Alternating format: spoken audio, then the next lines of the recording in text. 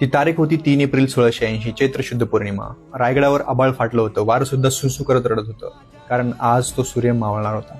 ज्याने अंधारात बुडलेल्या स्वराज्याला प्रकाशाची वाट दाखवली होती. 350 वर्षानंतर ज्यांचं नाव घेतलं की अंगावर आजही काटा येतो, तो जाणता राजा आज जगाचा निरोप घेणार होता. रायगडाच्या त्या बंदिस्त खोलीमध्ये महाराज पहुडले होते. अंगात प्रचंड ताप होता, पण डोळ्यात तीच जरब होती. वयाच्या 50व्या वर्षी महाराजांचं शरीर थकलं होतं, पण त्यांचा आत्मा अजूनही स्वराज्याच्या काळजीमध्ये होता. बाहेर अख्खा महाराष्ट्र तबकला होता. मुघल, आदिलशाह, कुतुबशाह ज्यांना पाहून थरथर कापायचे, तो वाघ आज शांत होता. आणि महाराज म्हणतात आम्ही जातो, पण स्वराज्य मागे सोडून जातोय. आमचा प्रत्येक मावळा हा एक शिवाजी आहे. जोपर्यंत सह्याद्रीचे कडे शाबूत आहेत, तोपर्यंत हे स्वराज्य कुणासमोरही झुकणार नाही. आणि मग ती वेळ आली. दुपारची वेळ झाली आणि अखेर तो क्षण आला. ज्या हातांनी भवानी तलवार फिरून महाराजांनी संहार केला, ते हात शांत झाले.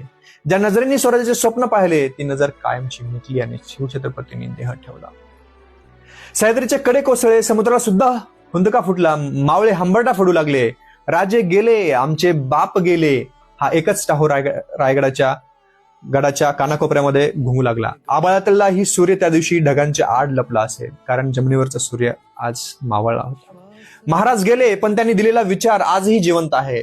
तो देह पंचतत्वात विलीन झाला, पण शिवाजी नावाचं वादळ आजही प्रत्येक मराठी माणसाच्या रक्तामध्ये वाहतंय.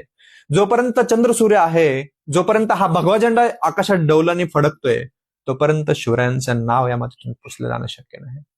आणि आज 3 एप्रिल राजांची पुण्यतिथी, आणि पुण्यतिथी निमित्त राजांना मुजरा.